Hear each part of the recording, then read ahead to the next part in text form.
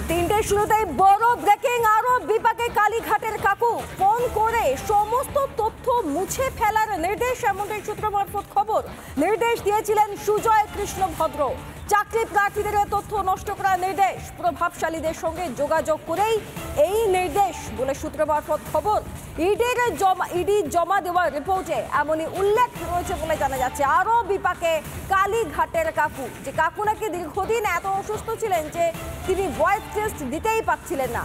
শেষ পর্যন্ত voice test হওয়ার পর যে তথ্য সামনে আসছে, আরো কিছুটা বিপাকে কালীঘাটের কাকু ফোন করে সমস্ত তথ্য মুছে ফেলার নির্দেশ দিয়েছিলেন বলেই সূত্র মারফত খবর। বিজেপির রাজ্য সভাপতি সুকান্ত মজুমদার এবং অগ্নিমিত্রা পাল এবারে লোকসভা ভোটে বিজেপির প্রার্থী মেদিনীপুর থেকে কি বলেছেন তিনি, তারা শুনুন।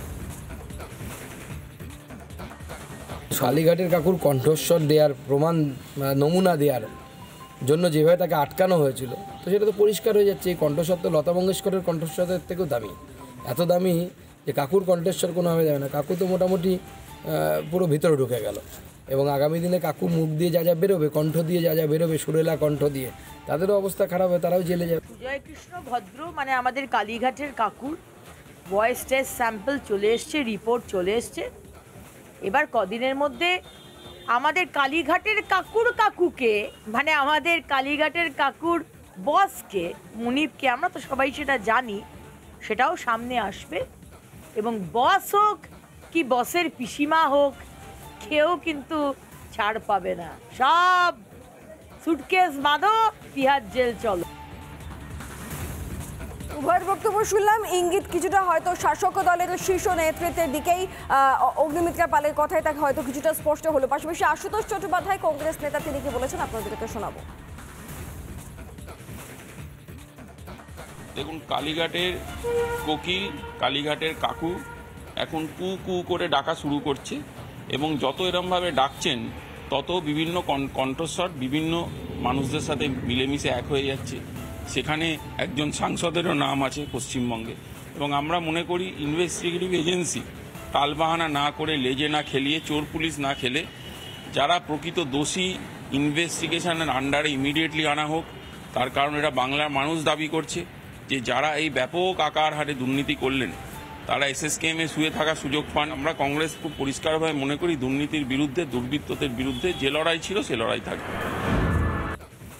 এই মুহূর্তে বালুরঘাটে রয়েছি। আমরা প্রত্যেকেই জানি বালুরঘাট অত্যন্ত হাই ভোল্টেজ কেন্দ্র। তবে আজকে ভোট সামগ্রী বিতরণ কেন্দ্র থেকে কিন্তু ভোট কর্মীরা তারা যে ভোটের সামগ্রী সেগুলি কিন্তু কালেক্ট করছেন। যারা ভোট কর্মীরা আগামীকাল যারা ভোট করাবেন, অর্থাৎ পোলিং অফিসার থেকে শুরু করে প্রিসাইডিং অফিসার, তারা কিন্তু এই মুহূর্তে ভোটের সামগ্রী কালেক্ট করছেন। প্রচুর কাউন্টার খোলা হয়েছে। হ্যাঁ, নিরাপত্তাটা অবভিয়াসলি ঠিকঠাকই আছে, কোনো অসুবিধা নেই। এখনও আমরা পিসফুলি সব কিছু মেটেরিয়ালস কালেক্ট করেছি। হ্যাঁ, এখন আমরা শুধু মিলানোর অপেক্ষায় রয়েছি, কারণ আমাদের ফ্যামিলি আছে, সবই রয়েছে, তারাও টেনশানে থাকবে। সেই হিসাবে যাতে ঠিকঠাকভাবে পিসফুলি ভোট হয় সেটা চেষ্টা করব। আমরাও যাতে, ওরাও যাতে সহযোগিতা করে সেটাকে নিয়ে বলার চেষ্টা করব যে পিসফুলি ভোট। আগাগোড়ায় জানি যে বালুরঘাটে শান্তিপূর্ণভাবেই হয়, আশা রাখছি শান্তিপূর্ণভাবেই হবে। আর বিশেষ করে যেহেতু কেন্দ্রীয় বাহিনী আছে, আমরা খুব গ্ল্যাড, আমরা খুব খুশি। একেবারে ক্যামেরায় সোমনাথ পালের সঙ্গে লীনা ভট্টাচার্যের রিপোর্ট, রিপাবলিক বাংলা, বালুরঘাট।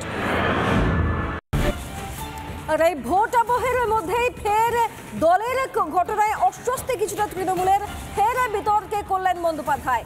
প্রচার গাড়ি থেকে কাঞ্চন মল্লিককে নামিয়ে দিলেন কল্যাণ বন্দ্যোপাধ্যায়। উত্তরপাড়ার তৃণমূল বিধায়ক কাঞ্চন মল্লিক, তিনি প্রচার পর্বে ছিলেন কল্যাণ বন্দ্যোপাধ্যায়ের সঙ্গে। তৃণমূলের টিকিটে শ্রীরামপুর থেকে তিনি প্রার্থী।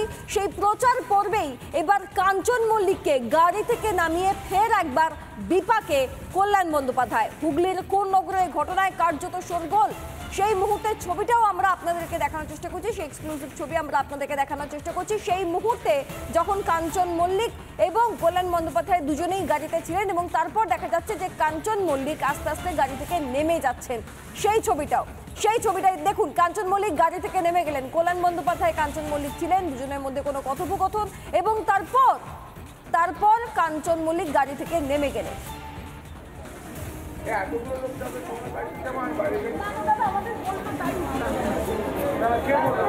আমার ইলেকশনটা দরকার আমি আগে থেকে গ্রামের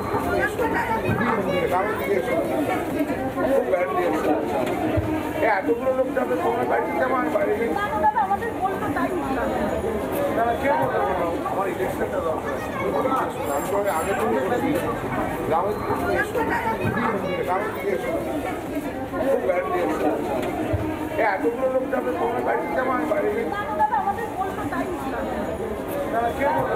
আমার ইলেকশনটা দরকার। শোনালাম সেই মুহূর্তের কথোপকথন আপনাদেরকে। কল্যাণ বন্দ্যোপাধ্যায় এই ঘটনার পর কি বলছেন শোনাবো আপনাদের একবার। আজকে সকালবেলা কাঞ্চন মল্লিক তিনি প্রচারে বেরিয়েছিলেন, তারপর হঠাৎই তিনি চলে গেলেন এখান থেকে। উনি মনক্ষুণ্ণ হয়েছেন এরকম শোনা যাচ্ছে।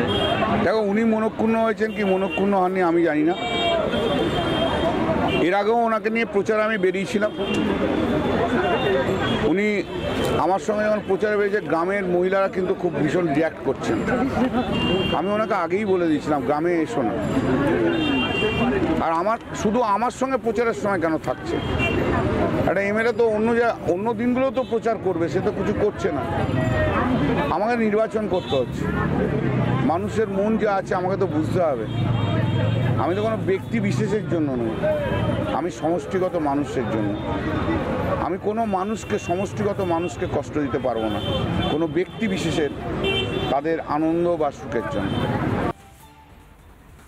আমার কাজ মানুষের সঙ্গে থাকা, তাদের মনকে বোঝা। গ্রামের মহিলারা বিরক্ত হচ্ছেন, কেন আমার সঙ্গেই বারবার প্রচারে যাচ্ছেন এমএলএ, অন্যত্রও তো যেতে পারেন বলছেন কল্যাণ বন্দ্যোপাধ্যায়। এই কাঞ্চন মল্লিক এবং কল্যাণ বন্দ্যোপাধ্যায়ের ঘটনায় সুকান্ত মজুমদার কি বলেছেন আপনাদেরকে একবার শোনাবো, এবং পাশাপাশি হিরণ চট্টোপাধ্যায় ঘাটালের বিজেপি প্রার্থী তিনি কি বলেছেন আপনাদেরকে একবার শোনাবো। কল্যাণদা কেন নামিয়ে দিলেন, কি ব্যাপার? তো কাঞ্চন বিয়ে বেশি করে ফেলেছে বলে সরিয়ে দেওয়া হলো নাকি তাকে? তা জানি না কি কারণে নামিয়েছেন, কল্যাণদাই ভালো বলতে পারবেন। গ্রামের মহিলারা নাকি কাঞ্চন মল্লিককে দেখে রিয়াক্ট করছেন, এটা কোট আনকোট কল্যাণ বন্দ্যোপাধ্যায়ের বক্তব্য। না, এবার কী ধরনের রিয়াকশান করছে বা রিয়াক্ট করছে সেটা তো কল্যাণদার কাছ থেকে জানতে হবে। মানে কাঞ্চনকে কি বিয়ে করতে চাইছে আর গ্রামের কিছু মহিলারা, নাকি তার বিয়ে করার জন্য খেপে গেছে সেটাও জানতে হবে। মানে এটাতে আমি শুধু আশ্চর্যান্বিত হয়নি, আমি বিস্মিত এবং অবাক হয়ে গেছি। মানে আমার বন্ধু এবং আমার সহ অভিনেতা কাঞ্চন মল্লিককে যেভাবে গাড়ি থেকে নামিয়ে দেওয়া হয়েছে এই বলে যে তিনি থাকলে মানে তার চরিত্র নাকি খুব খারাপ, তিনি থাকলে নাকি মানুষ বাজেভাবে প্রভাবিত হবেন। মানে এর থেকে বড় অপমানজনক ঘটনা হতে পারে না। একজন ব্যক্তি তিনি কটা বিয়ে করবেন বা কটা প্রেম করবেন সেটা তার অ্যাবসলিউটলি ব্যক্তিগত ব্যাপার, কিন্তু একজন ব্যক্তি মানুষকে এইভাবে ব্যক্তিগতভাবে অপমান করা যায় না। এবং একজন প্রার্থী যেভাবে কাঞ্চন মল্লিক, যিনি আমার সহ অভিনেতা এবং আমার বন্ধু, তাকে গাড়ি থেকে নামিয়ে অপমান করেছে, এই সমগ্র বাংলা সিনেমার জগতের সমস্ত অভিনেতা কলাকুশলীদের অপমান, এটা ব্যক্তিগত বন্ধু হিসাবে অপমান। আমি এর তীব্র ধিক্কার জানাই এবং এর প্রতিবাদ জানাই। উভয়ের বক্তব্য শুনলাম, কিন্তু তৃণমূলের এই দলীয় কোন্দলে তৃণমূলের তরফ থেকে কি বলা হচ্ছে? অপূর্ব মজুমদার আঞ্চলিক ব্লক সভাপতি এবং ব্রাত্য বসু শিক্ষামন্ত্রী, কিন্তু তারা কি বলছেন আপনাদেরকে শোনাবো একবার। শ্রীরামপুরে কল্যাণ বন্দ্যোপাধ্যায় প্রার্থী আমার, তা আমার মনে হয় তার সম্পূর্ণ অধিকার আছে তিনি কাকে সঙ্গে গাড়িতে নেবেন আর কাকে গাড়িতে নেবেন না। সেখানে তার যদি কোনো সমস্যা ঘটে থাকে সেটা তার বিবেচনার উপরই ছাড়া উচিত। ফলে এখানে তার বিবেচনাকেই আমি এন্ডোর্স করছি। আপনারা জানেন যে মহিলাদের একটা সমালোচনার মধ্যে রয়েছেন উনি, এবং যদি উনি থাকেন হয়তো মহিলাদের ভোট কম পড়তে পারে, মানে মহিলারা বিরূপ হতে পারে। সেই জন্যই কল্যাণ বন্দ্যোপাধ্যায় চেয়েছেন যে ওনার প্রচারে যাতে না থাকেন উনি, এবং উনি এখনকার প্রার্থী, সুতরাং উনি যেটা করেছেন তার উপর আমি কথা বলতে পারি না।